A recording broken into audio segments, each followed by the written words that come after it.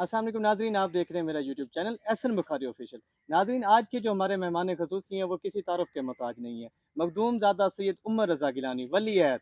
आइए इनसे जानते हैं कि इनकी मौजूदा सियासी सूरत हाल के बारे में ये क्या कहना चाहेंगे, और हल्के की जो मौजूदा सियासी सूरत हाल है उस बारे में भी तफसीली गुफ्तगू करेंगे। अस्सलाम वालेकुम सर। वालेकुम सलाम। सबसे तो पहले बहुत शुक्रिया, आपने अपना कीमती टाइम दिया।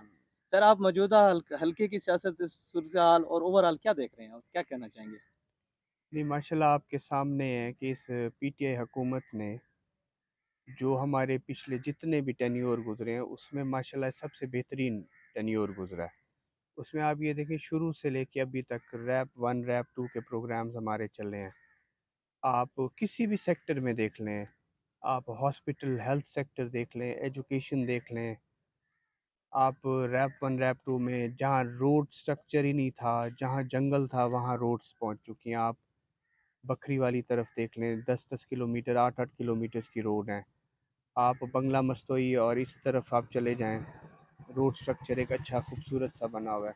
महान शरीफ वाली साइड मतलब कोने-कोनों में हमारे मतलब काम चल रहे हैं इस वक़्त। बिल्कुल। बाकी कॉलेजेस और स्कूल्स में आप देख लें, स्टेडियम्स भी बन रहे हैं।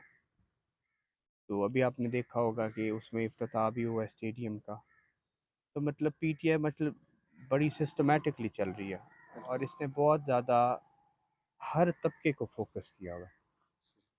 सर, सबका दौरे हुकूमत जितने भी गुज़रे हैं, आप भी माशाल्लाह मुसलसल 30 हुँ, साल से सियासत का हिस्सा हैं और एमपीशिप है आपके पास। लेकिन वो तरक्याती कामों की रफ़्तार पहले ना थी जो अब है। हुँ। मंसूबे तो बड़ी तेज़ी से हो रहे हैं, लेकिन उन पर जो काम है उसकी स्पीड बड़ी सुस्त है। उस बारे में आप क्या कहना चाहेंगे? देखिए, अभी आपके सामने इस टाइम भी शहर में 80 करोड़ का काम तकरीबन हो चुका है, 80 करोड़ के मंसूबे मुकम्मल हैं। मुकम्मल हो चुके हैं शहर के अंदर। अभी इसके अलावा वर्ल्ड बैंक वालों ने जो 7 किलोमीटर है वो उसका फंडिंग अलग है। बाकी जितने गिर्द-ओ-नवाह में छोटे हल्के मुल काम चल रहे हैं वो अलग है। आपको पता ही है कुछ अर्सा पहले अनसर्टेनिटी आई बिल्कुल। प्राइम मिनिस्टरशिप में और हमारी पंजाब हुकूमत में आर्ज़ी तौर पे अप डाउन्स जब होते रहे। हमारे अप डाउन जिसकी वजह से फिर आपको पता है डिपार्टमेंट्स में अप्स एंड डाउन होते रहते हैं और उनकी स्टाफ भी चेंज होता रहता है। तो फिर आपको दोबारा फिर ऊपर से फ्लक्चुएशन ऑफ पेट्रोल उससे जो है ना आपकी ट्रांसपोर्टेशन कॉस्ट बढ़ जाती है, फिर रिवाइज़ प्लान होते हैं। तो इस वजह से थोड़ा ये स्लो हुआ है। ठीक हो क्योंकि गया। पहले अगर एक ट्रक आपको 13 लाख का पड़ता था, जब ₹20 या ₹25 पेट्रोल बढ़ गया या डीज़ल बढ़ गया, तो वही आपको 20 लाख में पड़ता है। अब उसमें तो आपको फिर रिवाइज़ प्लान के लिए आपको 1-2 महीने लगते हैं।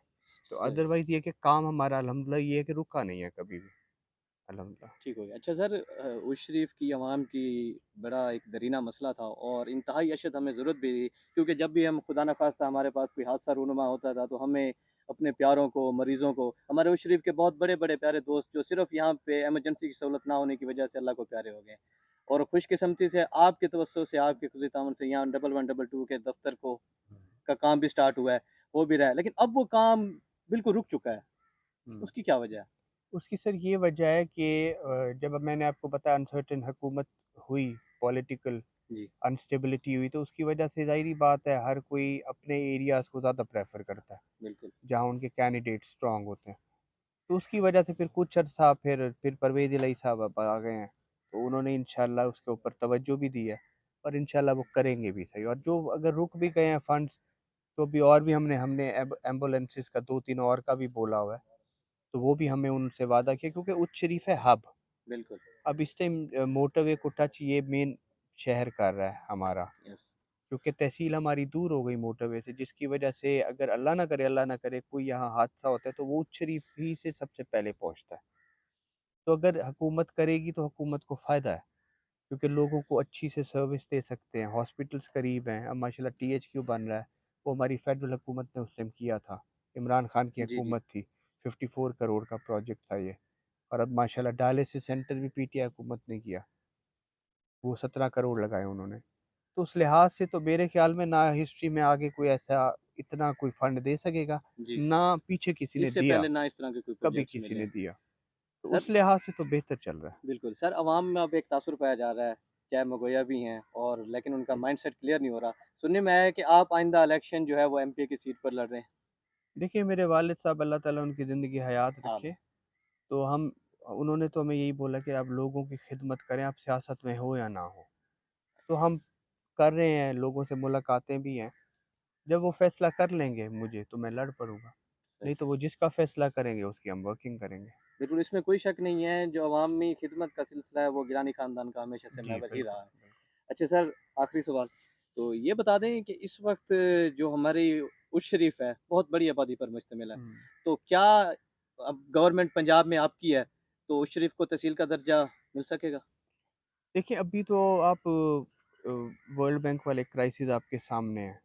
देखिए ना, अब आपको जब ऐसे मसले हैं जो इंटरनेशनल लेवल पे हो, तो फिर आप अपने इलाकाई मसलों को भूल जाते हैं। तो बिल्कुल, उसकी वजह से फिर अभी हम पहले फ्यूचर हम देख लें, अपने हमारा मुल्क सीधा स्ट्रेट हो जाए, स्टेबल हो जाए, तो ये तो फिर अब अंदरूनी मसले हैं ना।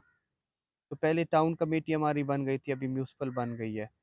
लेकिन आप ये देखें, जो हमारे काम हैं वो फिर भी तहसील लेवल के चल रहे जी, हैं। तहसील लेवल पे चल रहे हैं, बिल्कुल। सिर्फ डॉक्यूमेंटेशन नहीं है, काम तो गिलानी साहब ने और जिसने भी साथ मिल के कराया, लोगों की मेहरबानी है और बाकी भी पॉलिटिकल पावर्स की मेहरबानी है। लेकिन ये जो काम हैं हमारे, तो ये उसी लेवल पे हो रहे हैं कि इंशाल्लाह ये टीएचक्यू लेवल के ही हैं। बिल्कुल, और चलते भी रहेंगे, लेकिन बस एक डॉक्यूमेंटेशन है, उसके लिए आपको फंडिंग ज़्यादा ज़रूरत होती है, क्योंकि डीएसपी साहब ने बैठना होता है, फिर आपका एडिशनल सेशन जज ने बैठना होता है, तो उसके लिए आपको फिर एक और इंफ्रास्ट्रक्चर बनाना होता है। तो पहले हम अपने जगहों को सीधा कर लें, उधर बेहतरीन एक निज़ाम बन जाए, फिर आप उसके ऊपर जो है ना यानी कि हमारा तहसील। क्राइटेरिया जब तक मुकम्मल नहीं हाँ, होता, तब उसके तक ये कर लें, प्रोसेस क्योंकि थोड़ा उसकी शर्त लेकिन हो है कि जाएगा। आबादी की शर्त होती है, वो आप मिनिमम इतनी हो तो आप तहसील पे जा सकते हैं। तो उसकी वजह से ये जो है ना, अभी कहना मेरे ख़्याल में कि कब्ल वक़्त है कि जी हम तहसील पे जाएँ, पहले हम अपने एरियाज़ को स्ट्रेट कर लें, सीधा कर लें, फिर इंशाल्लाह वो भी तहसील भी बनाए बन जाएगी सर। बहुत शुक्रिया। जी नाज़रीन, जैसा कि आपने सुना कि मखदूमज़ादा उमर रज़ा गिलानी साहब का कहना है कि इंशाअल्लाह जो वालिद साहब का फ़ैसला होगा, उसके मुताबिक ही आइंदा सियासी लाएमल का ऐलान किया जाएगा और ये तरक्की का जो सफ़र है, ये पहले भी जारी था और आइंदा भी जारी रहेगा। जो तरक्याती अच्छा। मंसूबे जिनमें सुस्त रवि का शिकार हैं, उन पर भी काम को मज़ीद तेज़ी से बढ़ाया जाएगा। बहुत शुक्रिया, इंशाअल्लाह जल्द मुलाकात होगी एक नए व्लॉग के साथ।